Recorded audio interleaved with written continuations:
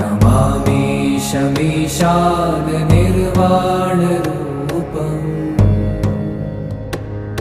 विभुं व्यापकं ब्रह्मवेदस्वरूपम्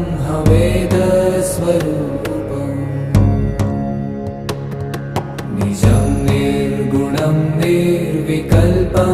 निरीहम्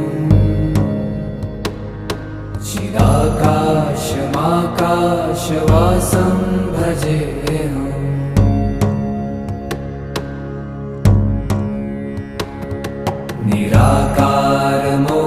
निराकारमोङ्कारमूलं तुरीयम्